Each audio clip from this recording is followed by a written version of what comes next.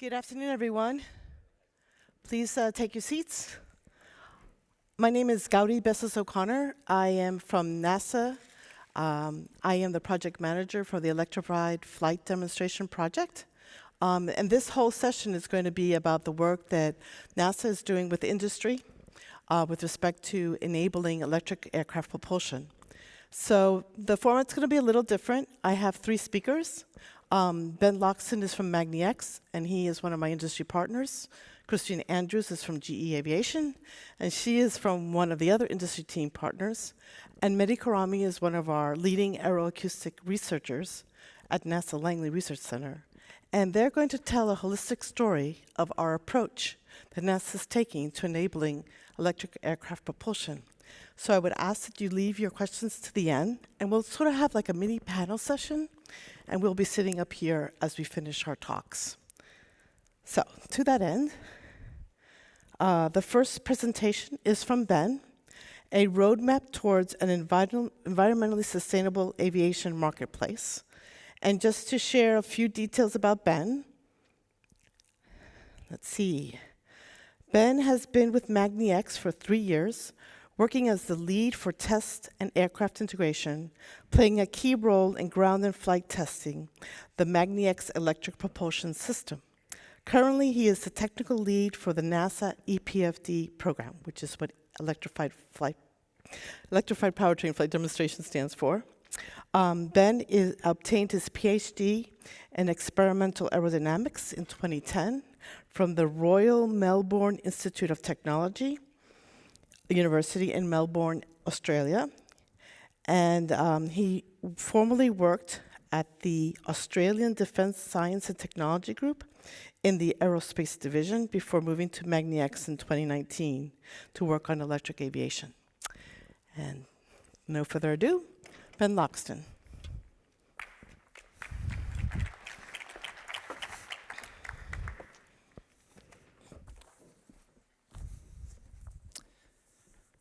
Thank you very much, Gaudi, and good afternoon. It's good to be here. So today I'm going to give you a brief overview of magniX, who we are, some of the work we've been doing, where we're going, some of the lessons we've learned along the way, and have a brief look at how we see the future of electric aviation unfolding in the coming decades, and some of the challenges we still need to overcome.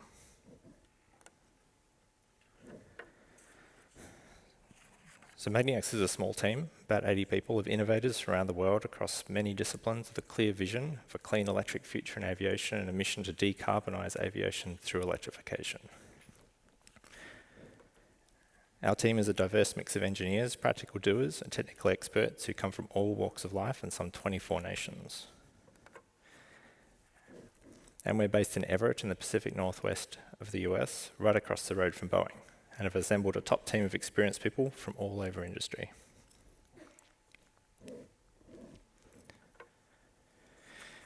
We see a future where small electric-powered commuter airplanes drive a shift in travel habits away from the larger jet airplanes and routes of today to a much more distributed network of airports operating smaller aircraft on short-haul flights point to point.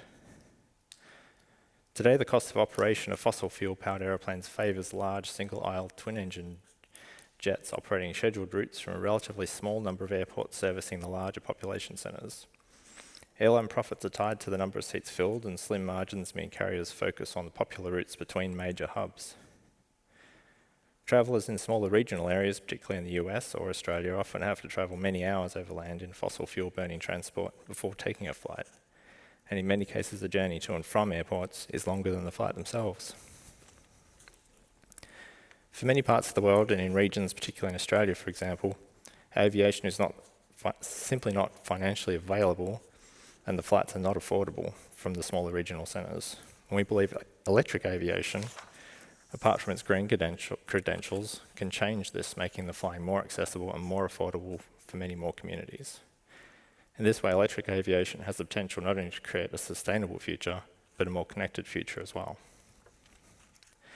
This vision is actually not new and was a key driver in the investment of over 19,000 regional airports in the United States in the 1960s and the development of a fleet of STOL type airliners, promising service from these airports to larger hubs or directly to city centres like London City or Toronto Island as examples.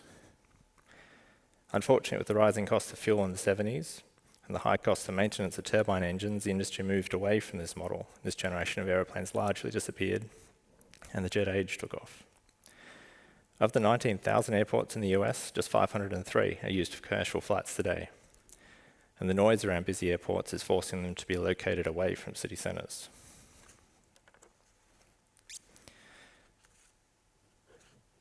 Despite today's industry focus on large twin-engine jet aircraft capable of flying across the country around the world, half the world's air travel is less than 500 miles, with a significant portion less than 200 miles, and much of the population of the United States lives within an hour or less of a regional airport thanks to that investment a generation ago. We believe this segment of the industry is the least complex to decarbonise, with fleets of small single and twin-engine electric aircraft able to take on these routes at a much lower cost, due to the reduced operating and maintenance costs, shifting demand from the major hubs and larger airplanes that dominate today. We see this market as the entry point for electric commercial aviation, and we've developed our propulsion system to be the core enabling technology in this effort. So Magni-X began in Australia, on the Gold Coast in Queensland under a different name back in 2005 in R&D, studying novel and innovative electric power systems.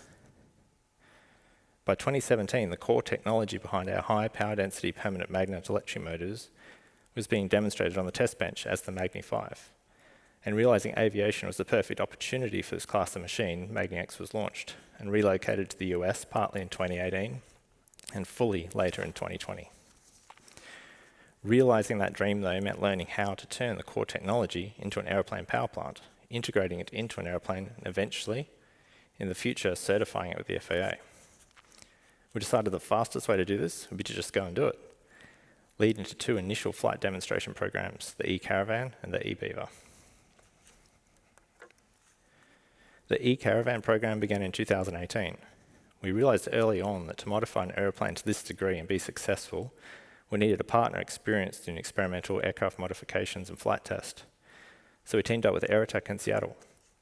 Aerotech is a flight test and aircraft modification house who specialize in experimental flight tests and an ideal partner to learn how to integrate our electric propulsion system onto an existing platform. The principal aim of the program was to learn how to integrate our brand new next generation Magni 500 and Magni Drive inverters onto a Cessna 208B Grand Caravan, along with the necessary batteries, battery management systems, displays, and associated accessories. The final aeroplane was a bit heavy and a bit underpowered. However, it was rich in learning, and that would all go into our next generation of products and flight demonstrators. An overview of the system architecture highlights the complexity of the integration.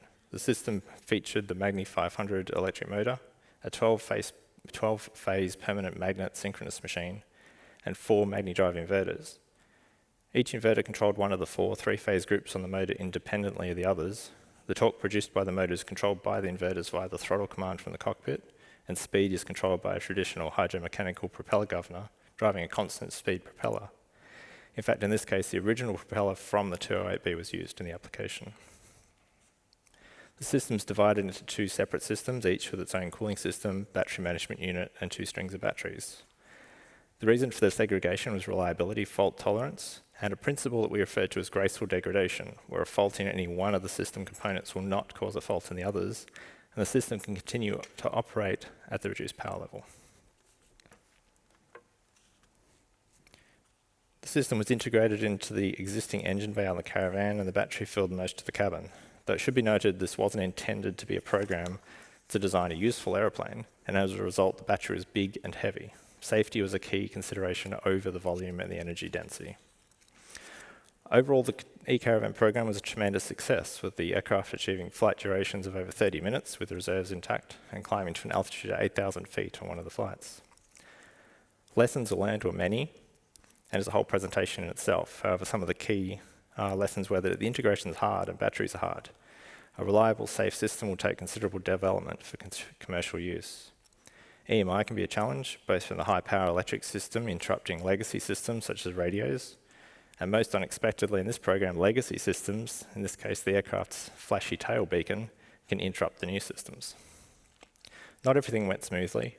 During the first flight, the pilot lost power to the aircraft's 28-volt bus, causing the inverters in the engine to shut down and reset. Only a single inverter came back online, restoring only partial power.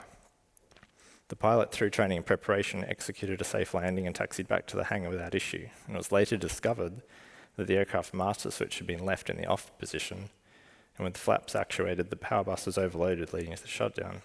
The greatest lesson of all is that nothing is assured in experimental flight test, and that training and preparation conducted by Aerotech meant the crew were ready for any scenario and were flying the aircraft in a manner to perform a basic power-off landing at any point. Flight test is risky. Have good partners and be prepared. In late 2018, Magni-X partnered with Harbour Air, an operator of seaplanes out of Vancouver in Canada. Harbour Air recognised that their operation of very short flights, less than 50 miles, in small single-engine aircraft was a perfect candidate for electrification. Their typical mission length of a few dozen miles meant the payload range issues that come up with battery-powered aircraft are less of a concern, and that using today's technology, a useful electric aeroplane refit could be developed and certified in the next few years.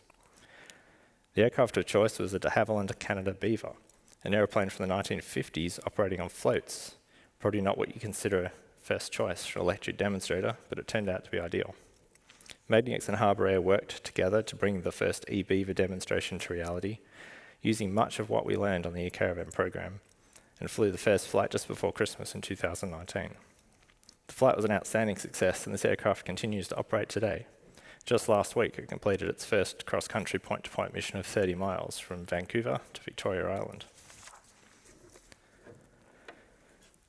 Since completing these programs, all the lessons learned from the Caravan and the Beaver have been incorporated into the development of the Magni 650 EPU.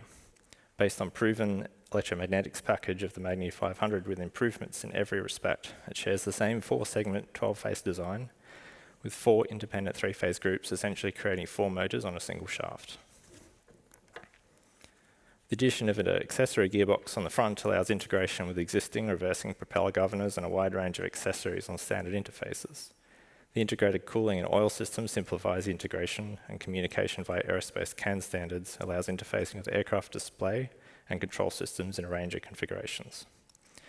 These changes make the system much simpler to integrate and retrofit, and is a system that meets the requirements of the FAA Part 33 special condition granted to Magni-X, under which we'll type certify the system in the next few years. And the Magni 650 prototypes are under test as we speak in our Everett facility, already accumulating many hundreds of hours of test, and are being used in a number of upcoming demonstrators.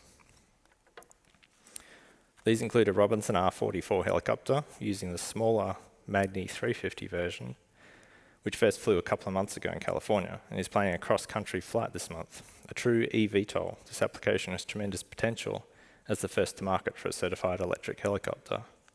An interesting side note is that by using the Magni 350, the single-engine R-44 is effectively converted to a twin-engine helicopter, able to operate on just half the motor, powered by one of the 2 inverters at any one time, greatly increasing its safety and overall reliability.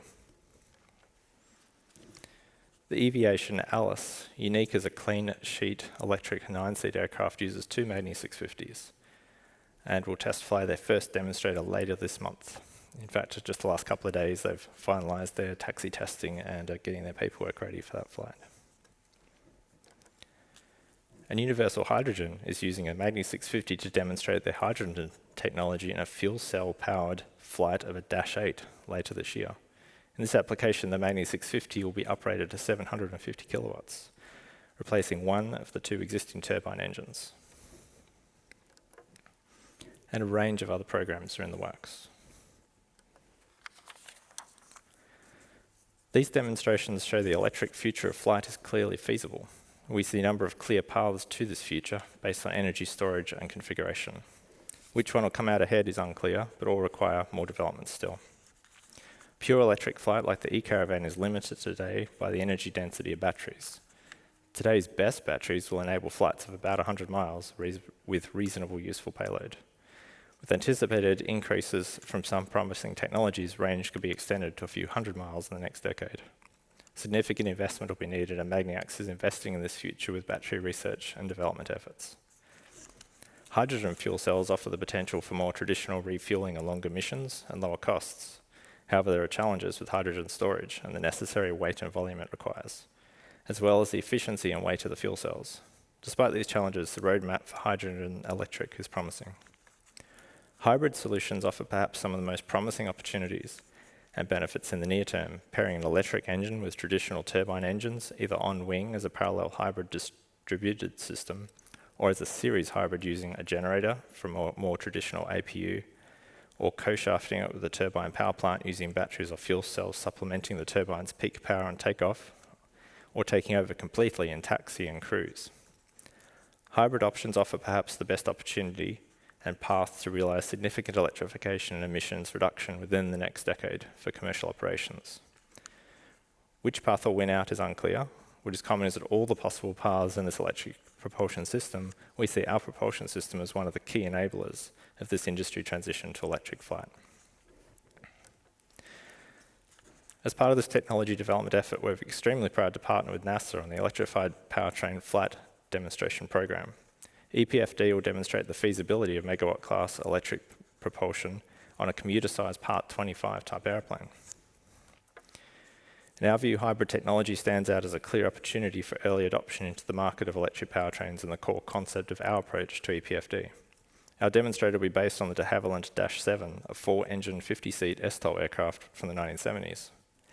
This unique airplane is fitted with 4 PT6A-50 turboprops.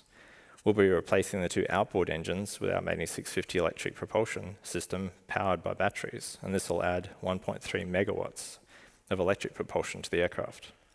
Combined with operational optimizations, we anticipate fuel savings of around 40% on missions up to 200 miles, while maintaining all the required reserves and the ability to service longer flights by leveraging the existing remaining 2 turbine engines. This demonstration could lead directly to a configuration that could enter service in a decade. And the Dash 7, with upgraded turbines on the inboard engines and electric outboard engines, could maintain its existing performance and operating envelope and payload capacity while achieving much lower fuel burn, especially on shorter flights. Such a platform could leverage a range of energy storage options, from batteries, fuel cells, or generators, depending how those technologies mature over time. Partnership with NASA on this program will rapidly mature the Mehdi X powertrain, accelerating our roadmap to certification and helping to close the gap on some of the key challenges to this goal facing the industry. The demonstration will show that such a vehicle is workable with today's technology, and by the mid-2030s, a roadmap exists to reduce the emissions, reduce the cost, increase utilization and accessibility for regional and remote communities, and save the planet. Thanks. All right. Thanks, Ben. Okay. So the next presentation is from Christine Andrews, and her co-author is Alex Simpson. It's hybrid electric propulsion development for commercial aviation. And where is it? Wait a minute. Sorry. So, Christine Andrews leads all hybrid electric initiatives at GE Aviation, including the electrified powertrain flight demonstration contract in conjunction with NASA. Prior to this role, Christine was the business program manager at GE Research, where she managed a $150 million portfolio of technology development from early TRL development through fielded service. Christine has a strong history in technology development in a number of different modules, most notably in the combustor and augmenter, and across many disciplines, including mechanical, combustion, aero, and heat transfer. Christine has a Bachelor of Science in Mechanical Engineering and an MBA. Christine?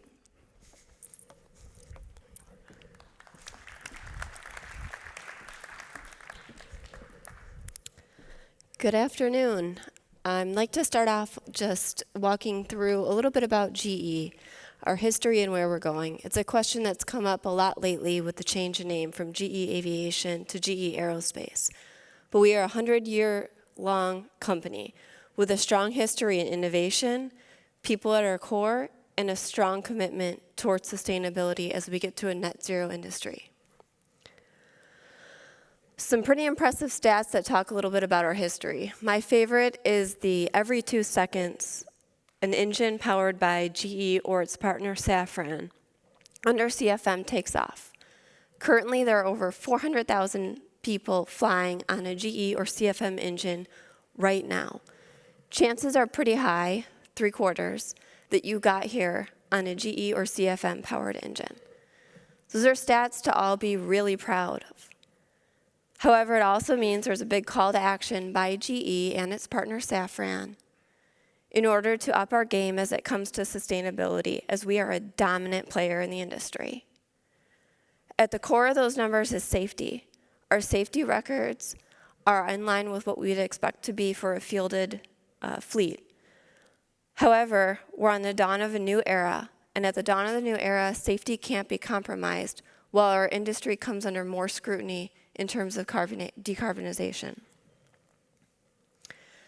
This chart's been shown a number of times. The source is IATA and ATAG combined. We've added a few parts and pieces in order to get to our goals. If you look at the first line, it's where the industry would be if there was no added technology from the early 90s.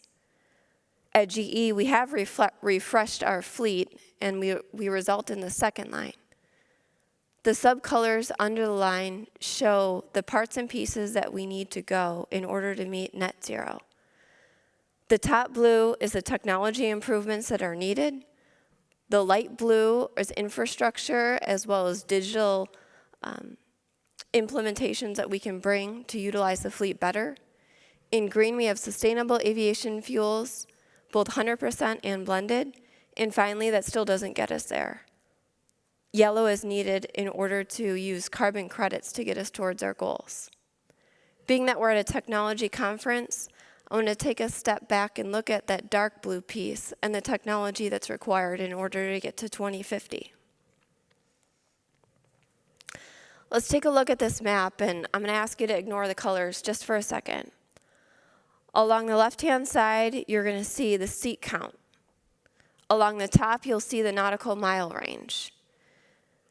The right hand and bottom, respectively, show the percentage for each square.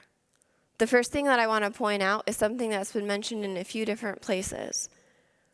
But 50% of the emissions come from the under 200 seat count and 2,000 nautical miles.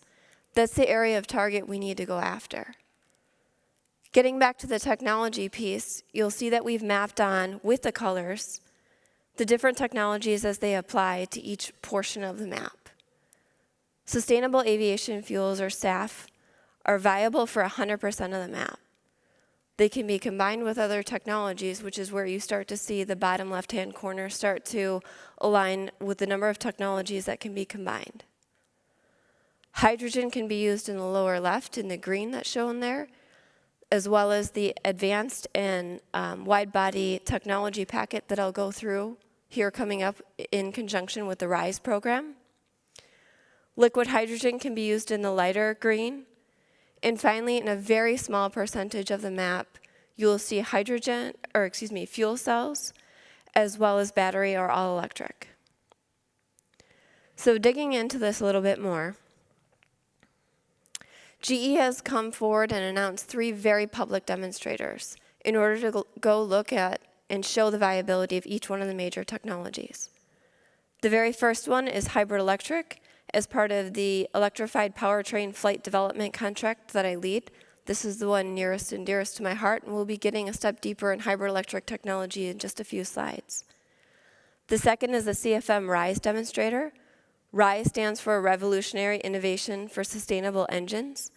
And this flight demonstrator has everything in the kitchen sink in terms of technology put into it, including hybrid electric. And on the right-hand side, although we won't be talking about it much today, there is a hydrogen demonstrator with Airbus. All 3 of these flight demonstrator programs will be flying before 2030. Underneath each one of these flight demonstrators is a number of ground and rig tests in order to get us here, an unprecedented commitment to technology development at GE. This year at Farnborough, we took 2 of our flight demonstrators a step further. On the left-hand side, I'll talk about this a little bit more. We did an altitude integration testing at NASA's NEAT facility in Sandusky, Ohio. On the right-hand side, Airbus has committed to publicly fly the RISE demonstrator. That will take place along the technology roadmap, and that was announced at Farnborough as well. So digging a step deeper into hybrid electric technology. One of the things about hybrid electric is it can be combined with every other technology. It's compatible with the open fan that you saw in the RISE demonstrator. It's compatible with hydrogen of all sorts, liquid and fuel cell, and finally, sustainable aviation fuels. And unlike other technologies, hybrid electric, when combined with these technologies, partners very well to bring out and complement one another in total fuel burn reduction, which is better for sustainability. We look at hybrid electric as a whole, there's three main benefits. The first we've talked about is greater efficiency. You're able to size an engine at its smallest point because you have this other source of energy. Hybrid electric at GE means it's energy source agnostic. It means that we can use batteries, we can use fuel cells, and we can also optimize within the engine with no energy source required. It means less operating costs due to the electric machine. And finally, mission flexibility. It means you can optimize how you take, store, and use your energy based on the flight. That means there's no longer a one-size-fits-all solution, and you can design for the missions that are at hand. New opportunities with hybrid electric. On the right-hand side, we have a schematic there that shows exactly what EPFD is going to be doing. It has three main objectives. First, to charge the battery. Second, to pull power off of the battery and use it in flight. And third, to move power side to side, so concurrently both generate and motor. There's a variety of engine applications that can be used on hybrid electric. That's the power generation and electric motor I talked about. It's the foundation for distributed power and propulsion for all future architectures, propulsion, and energy storage. With this, there's a whole new world for engineers, not just in hybrid electric, but in all adjacent engineering areas, such as heat transfer, certification, aircraft design, high voltage. It's really an integration of systems on systems and bringing out the best of each discipline to get the greatest efficiency. So going into EPFD a little bit more, what is this contract about? It's a $260 million flight demonstration program that will cover both ground and flight test, as well as the rigs that go beneath that electrical power system in order to get there. This contract will help us go from flight or ready hardware into actual flight. It's developing the supply chain to go along with it and understanding the system from top to bottom beyond altitude testing. It means we're getting ready for a certification state and that we're getting ready to work with any energy source. This is done in conjunction with NASA, and we're extremely fortunate to have them as a partner on this contract. Boeing will be the airframer to modify the Saab 340 in order to get us to flight, and has been working with us up until this point. So what gives us the confidence to take hybrid electric to flight? It's a long history of hybrid electric development. Well before 2015, we started developments on hybrid electric. It actually started as a locomotive part of our business at the time. In conjunction with GE Research, we moved along the technology progression, and in 2015-2016 era, we did power generation off of an F-110. We turned around in 2016 and made our first electric machine. 7 months later, we did the motor-driven prop, which is the picture you see on the right-hand side. And from there, we continued that technology development over and over again in a build, test, design, repeat, build, test, design, repeat type of systematic approach through the next 2 generations. 2022 was a capstone year in terms of testing for us at GE, and I'll get into that a little bit more. It was the announcement that I mentioned before earlier this year at Farnborough. In terms of testing, we have a number of locations that we do our testing, the first of which is at GE Research, second of which is at the NASA NEAT facility, and the third is at the facility shown now, the epicenter in Dayton, Ohio. This is a beautiful test facility that was constructed in 2013. It has 6 test facilities and is capable of 15 megawatts of power. So as more and more electrified powertrains come in, we are ready for that development as we move closer and closer to the future of flight and looking at different types of electrified powertrain development as we get to more disruptive concepts. Going back to the announcement made at Farnborough this year, it was truly a world first. Here we took our motor generating and left to right side power transfer to the next level by doing it at altitude in the NASA NEAT facility. The testing was done at 45,000 feet, which is actually higher than my flight got to here, so well proven in the technology development. This is a world first and gives us the ultimate confidence to go do a left to right power transfer in flight on the EPFD contract. This was done on a megawatt, multi-kilovolt scale. When you look at, I've been talking a lot about the left to right power transfer, and I want to go into why this is such a big deal. On the EPFD power flight demonstrator, we'll be doing a left to right power transfer. As you look at the RISE program, which is shown on the right, we're going to take that simulation of a left to right power transfer and embed it directly within the engine from the HP to LP spool. In this configuration, no energy storage device is needed. This will be the entry-level hybrid electric configuration. And that is why it's been so important that we announced at Farnborough this year that it's already been done at 45,000 feet at the NASA NEAT facility. It will be going into flight and then finally going into the RISE program as we continue to develop the hybrid electric technology. As mentioned at Farnborough, we will be moving forward with Boeing to modify the Saab 340 utilizing CT7 engines. And on the right-hand side, again, as mentioned at Farnborough, we will be flying the RISE demonstrator in conjunction with Airbus. The two most notable things about the RISE demonstrator are, first of all, the hybrid electric that I already talked about, and second of all, the open fan technology that is probably the most visibly notable as you look at the pictorial. For scaling, that is a 14-foot diameter fan, and the core is a compact core, very similar to our Passport 20 engine today, which is used in the BGA space. So I talked a little bit about why the side-to-side power transfer is so critically important on the EPFD contract. The reason that's so important is because it all comes together in the RISE engine shown in the 2030s.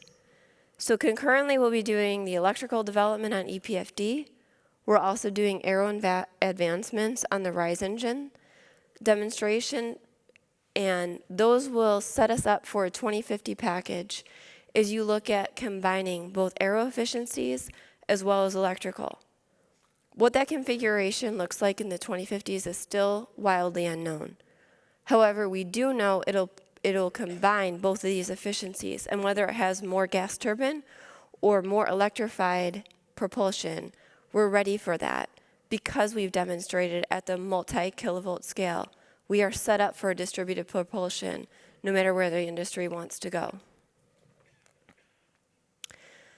I do want to take a second to talk a little bit about the RISE program. As I mentioned, the RISE program has a myriad of technologies beneath it, including the open fan and hybrid electric. It also takes our materials development to the next level. We spent the last 20 years developing and industrializing CMCs, ceramic matrix composite. Here again, we'll be taking another step change in technology in terms of materials.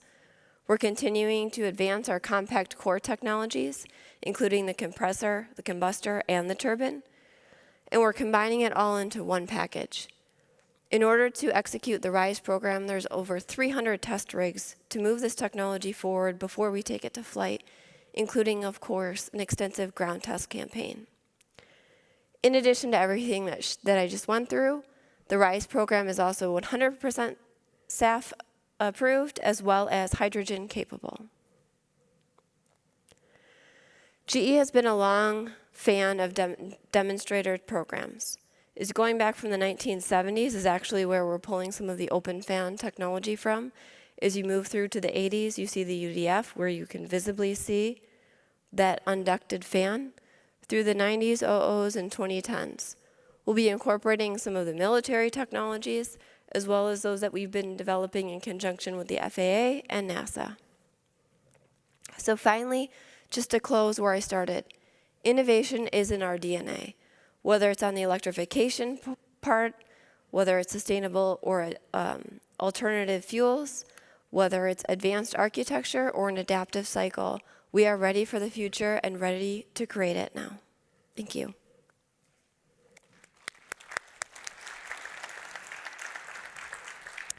Thank you, Christine. Okay, last but not least, we have Mehdi Korrami. He is from NASA Langley Research Center. He is a senior aeroacoustic researcher in the computational aerosciences branch at NASA Langley, and he's been leading the effort at NASA for many years now on advanced concepts and community noise predictions and modeling. Mehdi?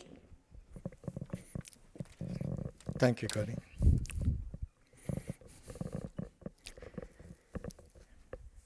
Good afternoon, and thank you for coming. So let me begin by saying that this presentation is going to be an overview of the progress we have made thus far on predicting the noise for, or setting ourselves up for predicting the noise for an aircraft with hybrid electric propulsion. So the outline as follows, very quick background, but I want to move to the description of the development of our full-scale surrogate engine models. Both direct drive and gear drive engines will be presented. And then I want to discuss the corresponding airframe, the full-scale airframe that we have developed. And then talk about the planned acoustic assessment that we are going to do, and then describe some of the anticipated challenges that we are going to face, and then finish with concluding remark. So within the aerospace community, there are a number of advanced concepts that are being matured that should give us substantial reduction in fuel consumption and emissions in order to achieve sustainable aviation. In addition to the fuel burn gains, accurate prediction of the on-ground noise signature of these concepts is very important. And although we have made significant gains in our semi-empirical model that are currently being used in doing acoustic assessment, system-level acoustic assessment, there is a need for an accurate but complementary and separate physics-based acoustic prediction for these novel aircraft models.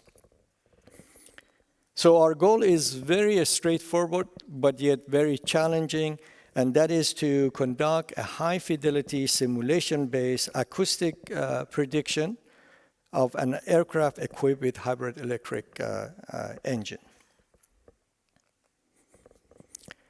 The name that we have given to our effort is TANEP. It's a very nice, it sounds like an hors d'oeuvre, but it's something that hopefully in the next few years you will hear more about it. It's sponsored by the EPFD project. We started a little bit more than a year ago, and all the simulations that have been done or will be done in the future are going to be done with Dassault System PowerFlow code.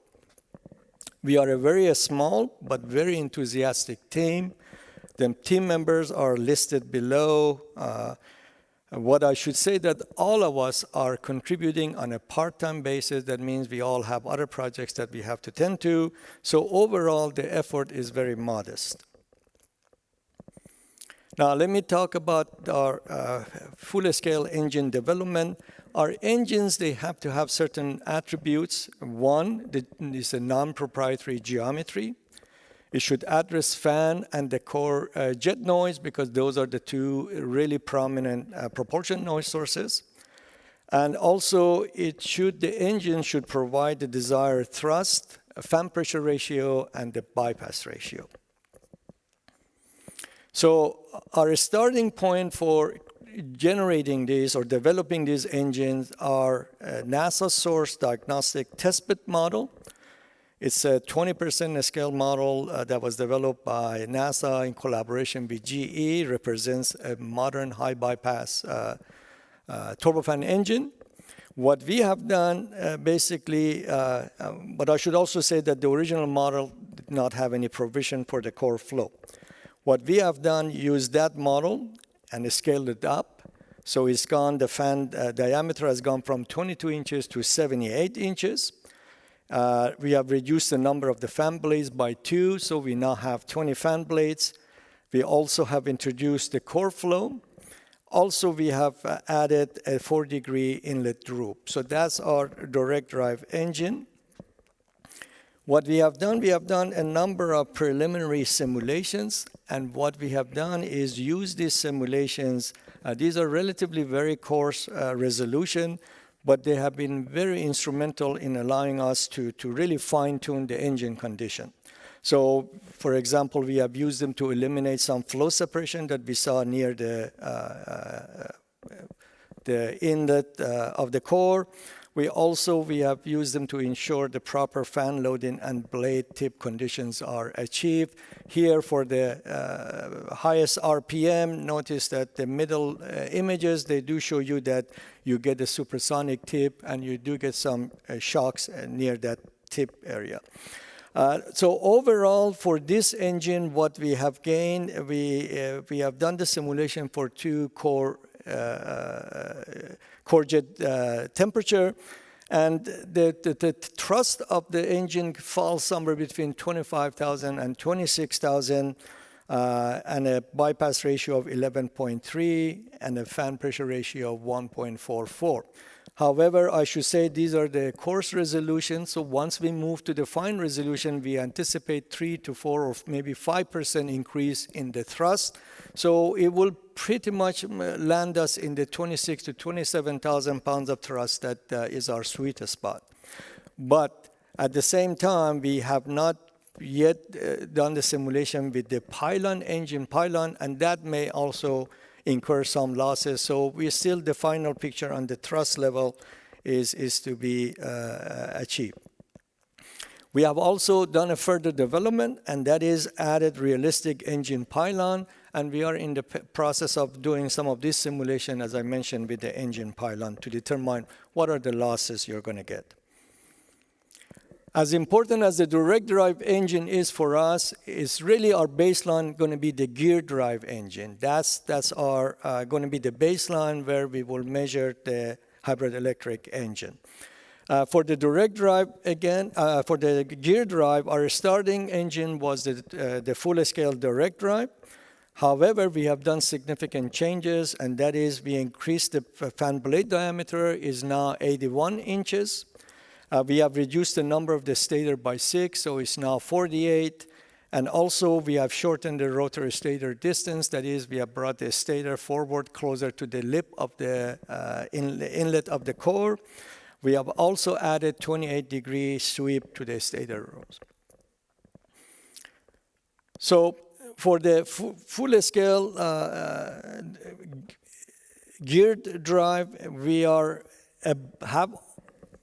last week, we started doing our simulation, and very much like the direct drive, what we are going to use this simulation is to fine-tune the engine condition.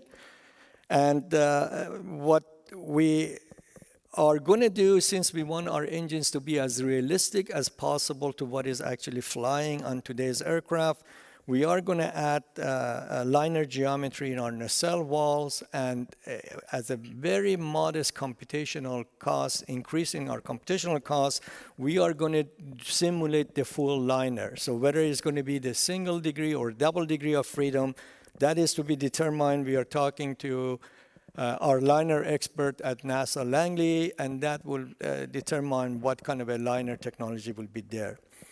So what we are targeting for the gear drive engine is something, again, for the full thrust, somewhere between 26 to 27,000 pounds of thrust, and a bypass ratio that should fall somewhere between 12 to 12.3, and a fan pressure ratio that we want to achieve is probably closer to 1.35. Now, moving on to the last engine that we are going to develop, and that is the full-scale hybrid electric engine. Here is a diagram of the engine. This is a concept that is going to be finalized soon. It's a mildly parallel hybrid architecture. The concept has been developed by folks at Georgia Tech in collaboration with NASA. And so let me see if I can describe it in a very quick and informative manner. Basically, it's got two electric motors. The much smaller electric motor is buried into the high pressure spool side. And then the bigger, much bigger electric motor is assisting the low pressure spool. And as you can see, with the gear drive, you do have that gear, and so you can directly transfer the electric motor power to the gear, and that's what is going to drive your fan. For this one, the combined electric system is a 1 megawatt class electric system. And the definition is the fact that you're going to boost, some people say assist, or augment, whatever you want to call it. Bottom line is that for the takeoff phase, for example, 70%, in this case, about 70% of the power is going to come from the gas turbine, and then 30% is going to come from the electric motor. Now, by the addition of the electric motor, as it was described in the previous talk, it allows you to reduce the core size, and so you basically tailor the size for your cruise condition, where is the longest segment of your flight. And that reduction in the core size is going to be in an iterative process, because as you reduce the core, now you have to make a decision what you're going to do with the fan size. It's going to stay the same, smaller, what? But that is going to be an iterative process. And then what you also have to iterate is on most, I say here, fuel, but in reality you should say the most power efficient climb profile. What is known that the climb profile is going to be a slightly maybe shallower than the full gas turbine. And so that does have an acoustic ramification that needs to be looked at. Once again, the targeted specification for the engine is going to be that 26 to 27,000 pounds of thrust. What the bypass ratio is going to be, we don't know yet. As I said, that has to be iterated. But at the minimum is going to be the 12 or 12.3 that was for the gear drive, but it may also be higher. And the fan pressure ratio, again, we want to be around 1.35. Now let me move to the development of our full-scale airframe. Very much like the engine, it has to be a non-proprietary geometry. The model has to be representative of 150 to 160 class of aircraft, passenger class of aircraft. And also the airframe has to address all the prominent airframe noise sources. So for this, for our airframe, the starting geometry was a NASA Common Research Model. However, this model is a representative of a twin-aisle, long-range, large aircraft with a cruise Mach number of 0.85. So a very significant number of changes had to be made to the geometry. The most prominent is we have lessened the sweep, the leading edge sweep, but there is a host of other resizing that was done for the wing and the airframe. So we have done a lot of initial airframe simulations, and for that, for example, we made sure that what the changes we have made is we do obtain acceptable cruise performance. We have also used the simulation to tailor and fine-tune our high lift components, because really you care about the noise for the takeoff and the landing, and during that phase, your high lift devices, the landing gear, and everything else is being deployed. And also we have used the simulation to evaluate the effects of the slat and the flap brackets, because they do have both aerodynamic and acoustic ramifications. And I can assure you, for all of different conditions that we have done the simulation, our aero performance is very close to what you would expect from a modern civil liner. So the next thing is the propulsion airframe integration. And we have already done that for the direct drive engine, which has been mated to the airframe. We are using the simulations, and that is shown here. You can see that we now have the engine that is integrated into the airframe. And also we are using the simulation to fine-tune the wing pylon juncture, because that's very important and relevant. You just cannot afford to have a pylon that gives you excessive drag. And so we are taking all the precautionary measures to make sure it is aerodynamically as efficient as possible. So here I have a very short animation that shows you our complete aircraft with a direct drive engine. And so soon we are going to put the gear drive engine, and we are about to commence our simulation for the full aircraft. As you can see, both on the propulsion side as well as the airframe side, it has all the relevant geometries and airframe complexities that you need in order to do a good job of predicting the noise. And so we are very happy with the model that we have developed. And as I said, we are about to put in the gear drive engine, or mated with the same airframe. Now, with regard to the acoustic assessment, it's a very straightforward approach, and that is we are going to look at the 3 certification points that use. That is the approach, sideline, and the flyover. And all of our synthetic noise data that is being generated, we are going to follow the standard, the processing standard set by the US FAA or the ICAO.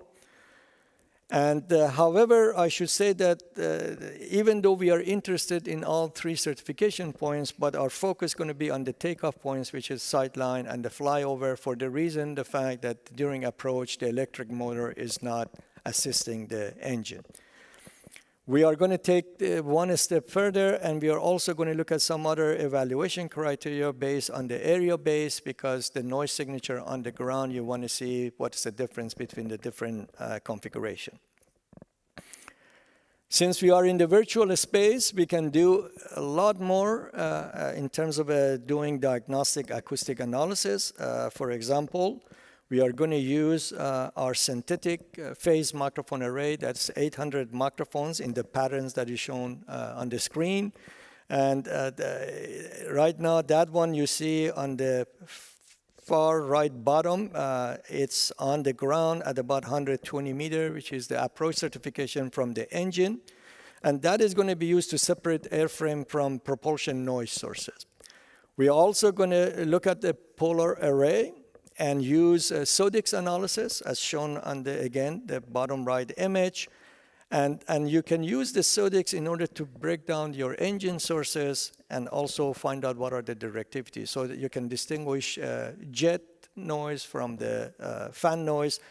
The only issue with the SODIX processing is the fact that it's only good for isolated engine. Once you install the engine, you cannot use that processing. So here is some very preliminary results that we have been doing. That these simulation, again, very coarse resolution, exploratory, and they were done to ensure proper capture of the engine sources and the noise trends. It also allows us to really look at what kind of a spatial resolution will be needed for our full assessment. On the top right is the source localization map from the phase microphone array, and you can see the main source, for example, is the is the fan-stator interaction that is spilling out of the exit plane of the bypass duct. Also, you do have some jet sources. On the bottom right is from the SODICs, and very quickly you can see the main sources. It is pretty much corroborate what the phase array shows you. And the main source at that particular frequency is, again, at the exit of the bypass duct with some jet noise also there. And here in this plot, X is in the going to the right, and then also you see the directivity that these noise sources are very dominant between 90 degree and 120 degree. So finally, some anticipated challenges for the hybrid electric engine is the noise signature of these large electric motors. I don't think there are much known about them. They may be not important, but we don't know.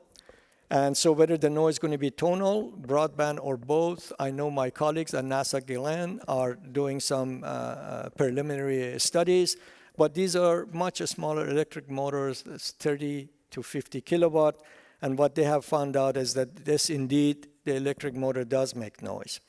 Also, as I said, the core resizing and its implication for fan size and engine thrust, that also has noise ramification, as well as the determination of the optimal climb path, as I mentioned, that is very important with regard to the noise measurement or noise prediction. On the computational side, since this is, at least as far as I know, this is the first time that we are trying to tackle the full powered aircraft with regard to the noise simulation, we need to find that sweet spot that balances the spatial resolution needs and the simulation costs. That's very important. And how we can tailor that spatial resolution in order to resolve an adequate portion of the far field noise spectrum. That's, again, how much of the spectrum you resolve, that will determine how accurate your PNLT and the EPNL value is going to be.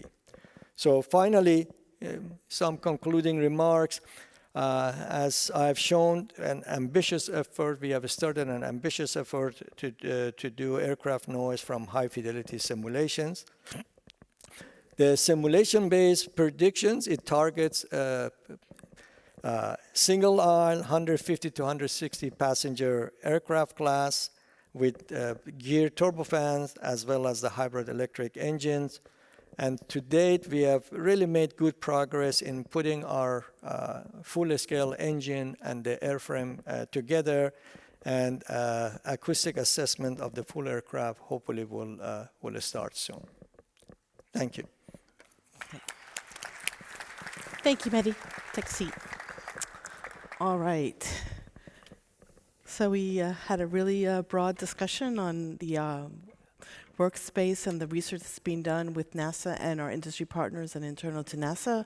I open the floor to questions. Please identify yourself, the organization that you're with, and we have folks here to help us ask questions. So it's really hard to see with the lights bright, so raise your hand. I think there's a gentleman right there.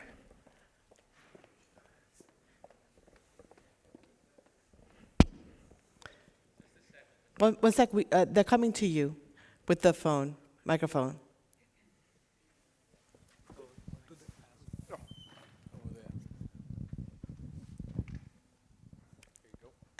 Please, if you have a specific person you'd like to ask, have answer. It's on question. aeroacoustics, so it's the last presentation. So Okay, it's Mehdi. From Lisbon University. 2 ways to reduce substantially the noise are to bury the engine, and second would be using an inlet or exhaust with an S shape. Would it be possible to model the noise of that? I'm sorry, I didn't. I repeat. 2 ways to reduce substantially the noise of an engine would be to use a buried engine, so inside the duct, and second, to use an inlet and an exhaust with an S shape, so that you could line the duct and block the exit of the sound. Would it be possible to model that? let me start with the repeat the. It's not you. It's my hearing is going bad, and I apologize for that. But you mentioned lining the inside the duct, right? Having the engine inside the duct, and second, having the inlet an S duct, and the exhaust also an S duct. Those would be two measures which reduce noise substantially. The question is, can that be modeled? We are just looking at what is the current turbofan engine in a sense that what you're asking is doable because, but that would be technology development. So our goal is right now to put the aircraft, basically create this digital model, and then whether is it the advanced liner, where you put a line, or whether you want to changes, or whatever you want to do with in terms of a technology development, that can be done. That should be no problem. But right now, the main goal is that what is the current turbofan engine, or what they are, and the hybrid electric, and what is the difference between the two type of engine. But as far as the technology development, think of this as your aircraft, and so any part of a geometry changes, or whether you want to put liner on the pylon inside the engine, wherever you can do that. We'll be able to simulate that. Okay, thank you, Mehdi. All right, we have a gentleman right here up front in the blue shirt, light blue shirt.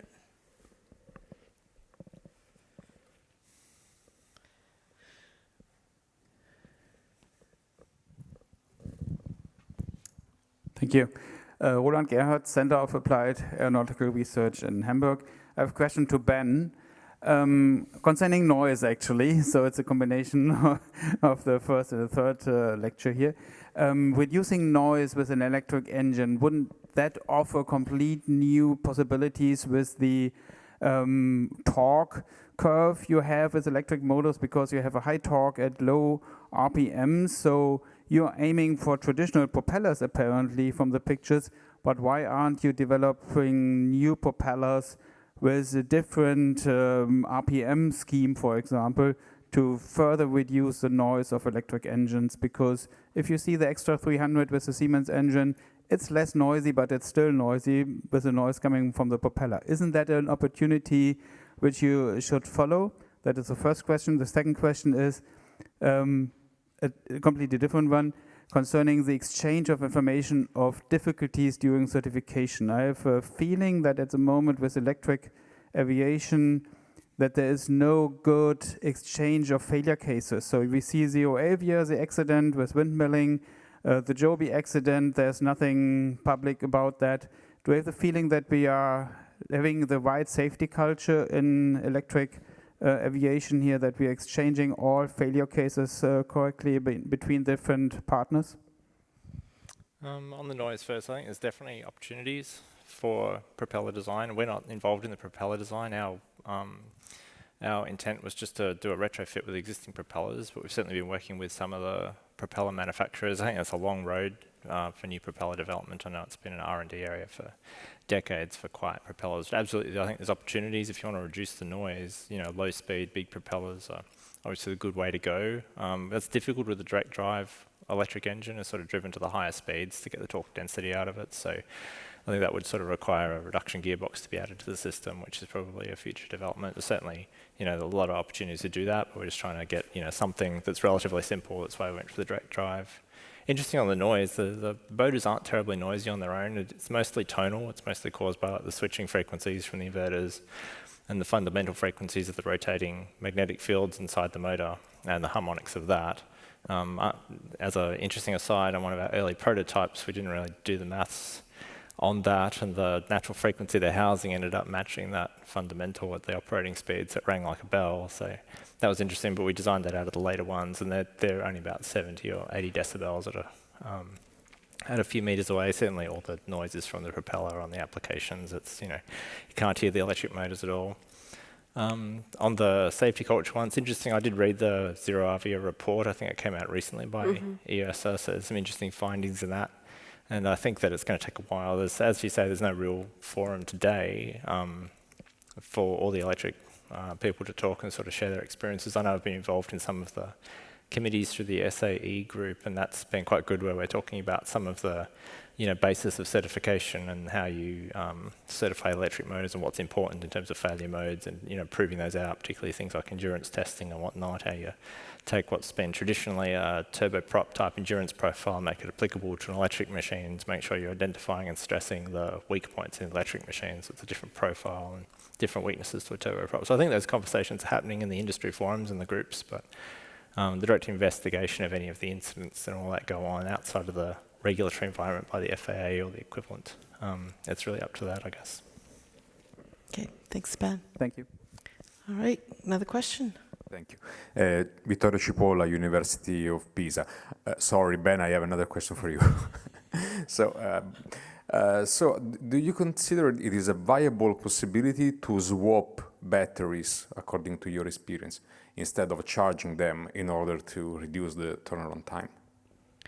Yeah, it's definitely viable. It depends how you do the integration of the airplane. It wasn't something we looked at in our demonstrators. So demonstrators, we didn't mind if it took a day or so to charge or an overnight to charge, and it's the cost of having the additional battery packs. But I know for the the EPFD demonstrator, for example, we're looking at that as a viable path to be able to either put them into like the containers, the baggage containers, the cargo containers that you usually put under the floor, or one of the far future was to have them into the nacelle pods themselves behind the engines. Once you get enough energy density, you can just swap those out and put them back in as another opportunity. So it's definitely a way to go. They'll always be slow to charge. Is it person right over? To the left of you, sir?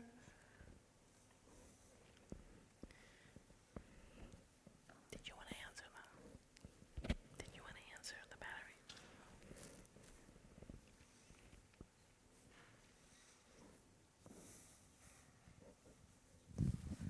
Hello, my name is Aman Patra. I am from the University of Malta, and so I have a question related to hybrid propulsion in general. And so the main drawbacks nowadays is the battery energy density, and so related to that is the weight of the batteries. So how do you plan to look at these drawbacks? Because as we know that the battery energy density would usually doubles every 20 years. So how is the hybrid electric possible until then? Okay, Christine? Yeah, I'll go ahead and take this one first. As I talked through in the GE portion, our first introduction of hybrid electric will not include an energy storage device. That hybrid electric is just between the HP and LP spool sharing, in which case you can start gaining electrical efficiencies in flight as well as via e-taxi, making hybrid electric viable today. We are certainly watching the energy storage device revolution that's occurring, whether it be on batteries or fuel cells. And we're designing a system such that it's energy source agnostic, so we're ready for the technology as it develops over time. Also, by going to a high voltage system, we're able to have multiple propulsors on the same electrical grid in the sky, such that when that develops, we're ready for it in whatever configuration deems itself most viable and beneficial. Yeah, I think we our propulsion system is also energy agnostic, so we don't invest in batteries or in fuel cells or in any of the other things. And I think the hybrid technology has the benefit of being able to take advantage of any of the energy sources as they become available, and also take advantage of the battery technology specifically as it evolves. So while battery energy storage isn't fantastic today, you can do something with it, and then once you've got the aircraft integrated, as batteries improve, you can put better batteries into the aircraft and take more advantage of that by changing your operational profiles and changing the mix between electric and traditional propulsion over the life cycle of the aircraft. Okay. All right. Any other questions?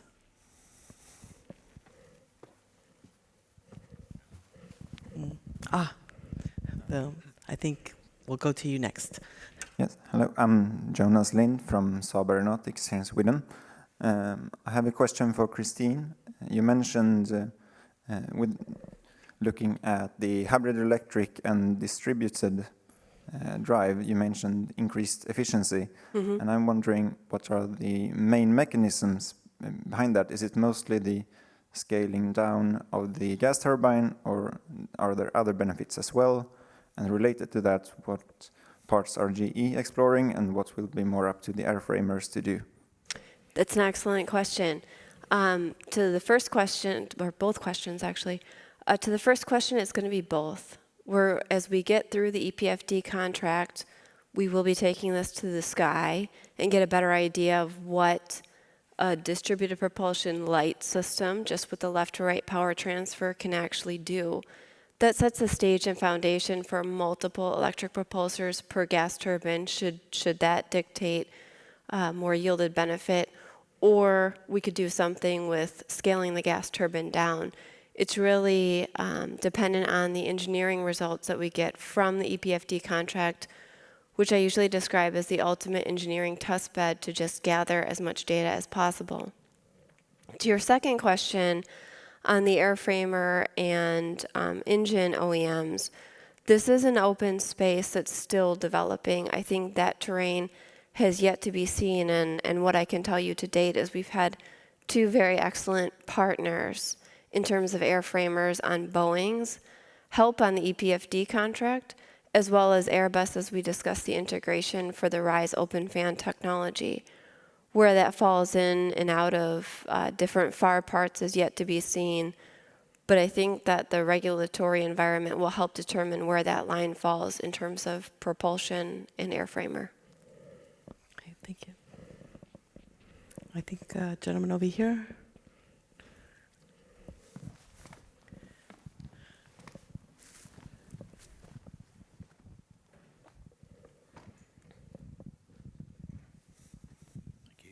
Thanks very much, guys. Very interesting talk. So Chris Atkin from the ICAS organization. I guess, Christine, started with you. Halfway through, you presented a kind of nice payload versus range matrix and the impact, the shaded matrix on impact of technology. And then what I noticed about that, it was actually quite peaky. You know, there were peaks elsewhere aside from your focus on the bottom left-hand corner, and then picking up on Ben's comments about distributed infrastructure that we have in terms of fields. And then we were talking about predicting community noise impact. Are you thinking that long-term this technology is going to kind of break the paradigm of the way that you know, that standard aviation air transport missions seem to have migrated into short haul, long haul, and that we might see, you know, if there's a significant performance advantage and community impact advantage in changing the kind of journeys that we make, do you see this as a longer term product of a successful electrification research and development? I think Ben and I could probably take this one together, honestly. You're absolutely right on the distribution. That's something that we noticed right away. I think there's a few contributing factors as we look at the future of aviation. First of all, the importance of sustainability is really input number one. You see the world changing from what it was 20 years ago to what the focus is today. Certainly by going to a small commuter type infrastructure system, people are going to have to choose sustainability. And each country or portion of the map, whether that be Europe, United States, Asia, needs to put the infrastructure behind that. There is not currently the security infrastructure, the fueling infrastructure, whether it be hydrogen or the electrical grid. There's just not that infrastructure that exists today for any source. It becomes a lot easier as we get technology up in terms of fuel cells or batteries that are more plug and play. But anytime you're plugging into the grid, you are still pulling power source. And so looking at that total energy balance equation is going to be critically important.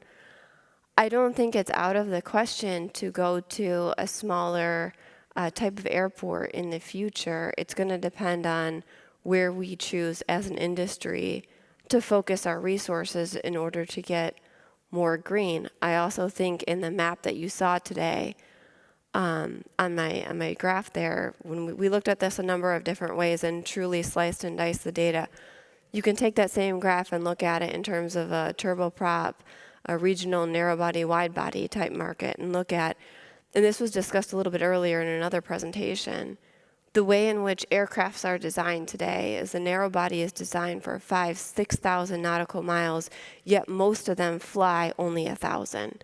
Is that what tomorrow looks like? Probably not, because the focus when those were designed was for that flexibility of having various missions for the airliners. As the airliners get more green themselves, utilizing the proper aircraft for that mission, I think, is going to become more common. Whether that forces us to go out of the top 100, I'm going to just use the United States because I know that graph very well, versus the top 300 in the United States. Those are two very different maps. And when you look at hydrogen, for example, in the top 100 versus 300, you can get complete coverage of the United States. So depending on what that input is in terms of focus of technology and which technology yields, I think, yes, the future of aviation could look quite different in terms of market segmentation. Okay. I don't know, Ben, if you want to add anything.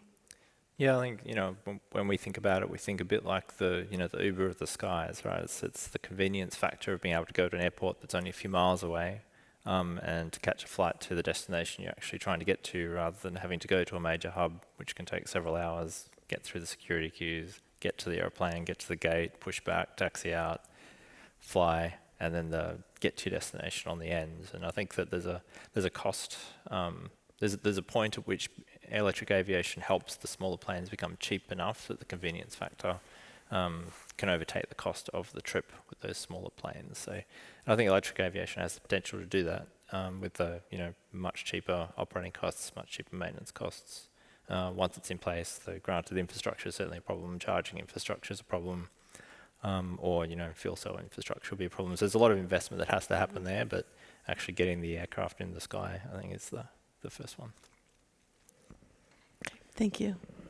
Any other questions? Yes, up on top.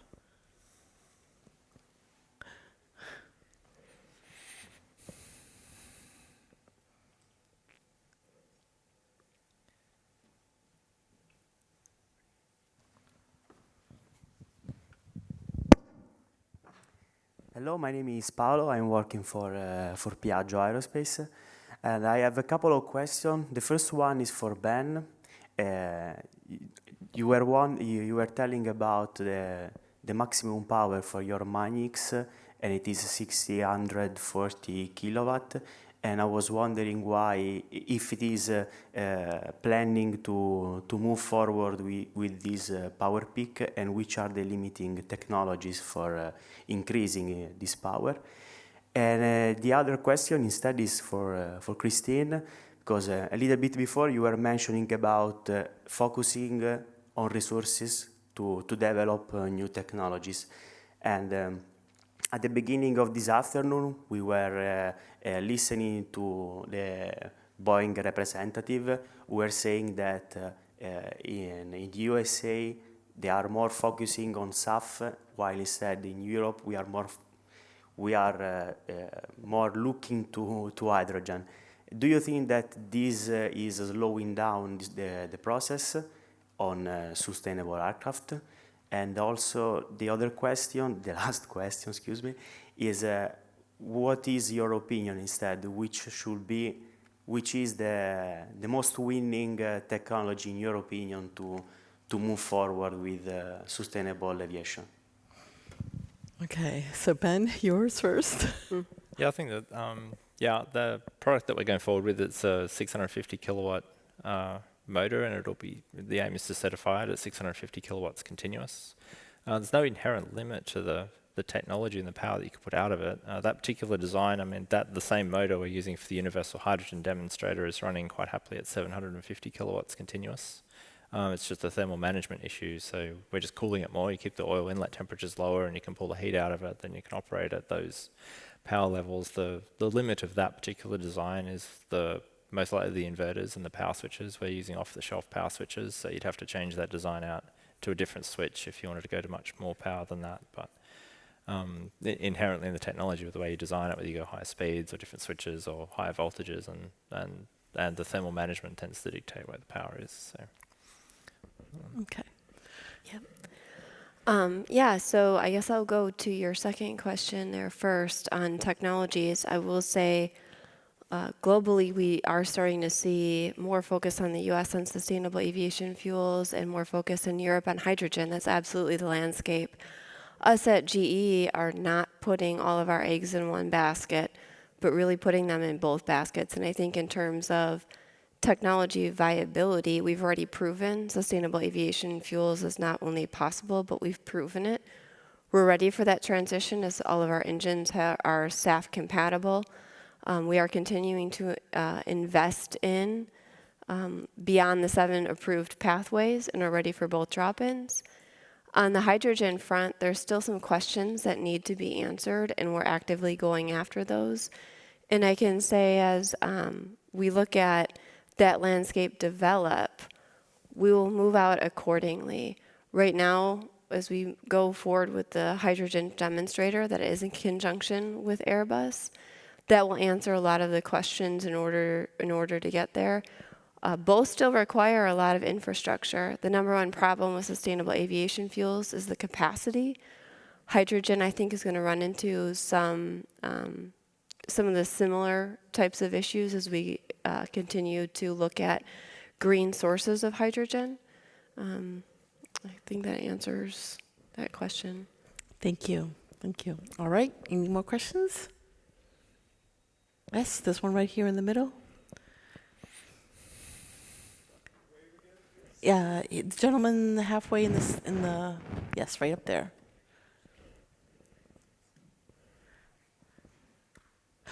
You okay?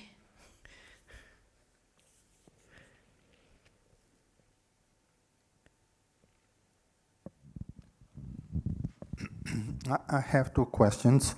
The first is about solid-state batteries. They have been promised for some time and seem to take some time to come.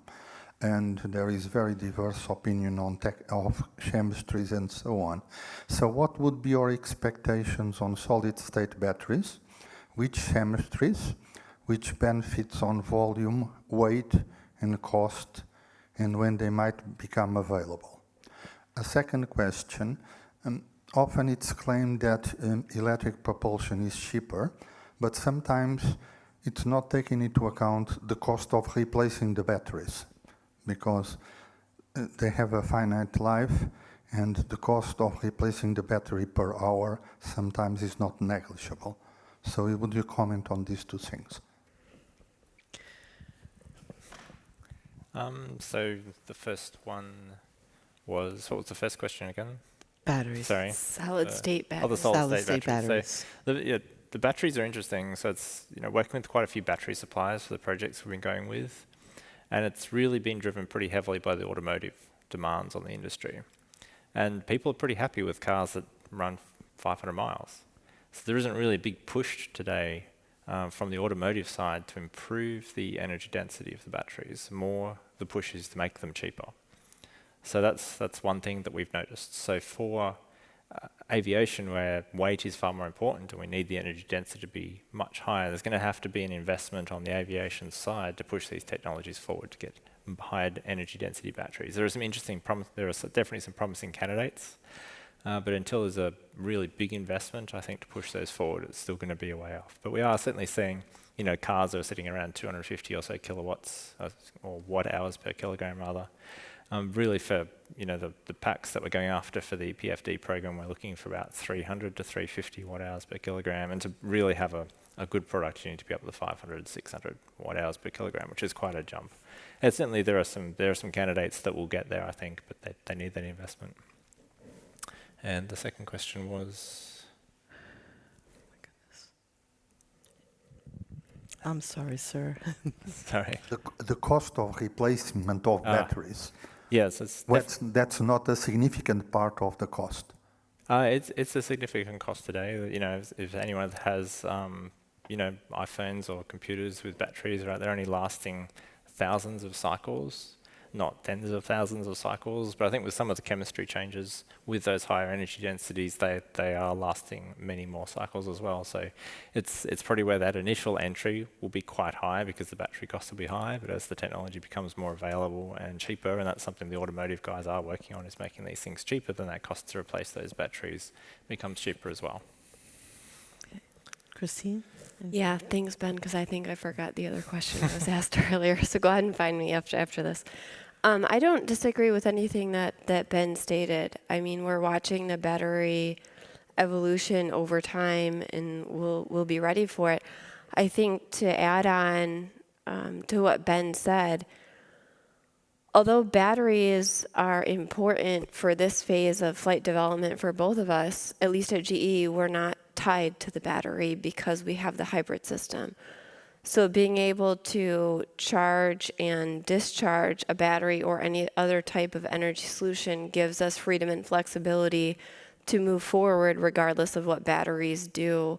And I can say on a development cost perspective, the battery piece is not the hardest challenge that I have in order to figure out hybrid electric flight. All right. Thank you.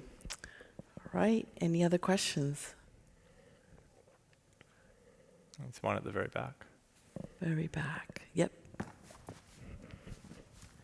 These lights are blinding. Yeah. Yeah, I'm Kurt Rosser from the DLR Institute of Aerodynamics and Flow Technology, and I have a question for Christine. With respect to the overhaul hours for hydrogen combustion, especially with respect to turbopumps, which you may have to use when using liquid hydrogen. The material development, is that what you mentioned? Well, it's not only the material development, but it's the most critical part in rocket engines, the turbopump. And my question is, what's about the reliability of such components when you transfer this to aviation, where you have 3,000 hours or something like that? Yeah, sure. So that is part of the hydrogen development. That's one of the big reasons that we have the flight test campaign going on. At GE, we're very fortunate to have our GE Power business, now known as Vernova, which has plenty of years of experience with a mixed hydrogen as well as natural gas. So going forward in our hydrogen development, we're able to look at what they've done in running cycles on the ground. They have very long cycles, but we're able to keep that obviously ground-based and going for periodic maintenance. These two businesses has been strongly partnered together for really the better part of the 100 years. In fact, even on our electric motor design, we've leaned into that business to get learnings. So as we move forward in the hydrogen development, we're still partnering with the Vernova business in order to look at all things from combustion, flame stability, flame speed, how we analyze the flame, look at material properties such as embrittlement as we move forward in the same way that we would advance combustion development with traditional gas or SAF, and integrating that in before the flight test. That's why it's the middle of this decade that we'll be going forward with the flight test on the hydrogen development. All right. Thank you, Christine. All right. Any other questions? Really good questions.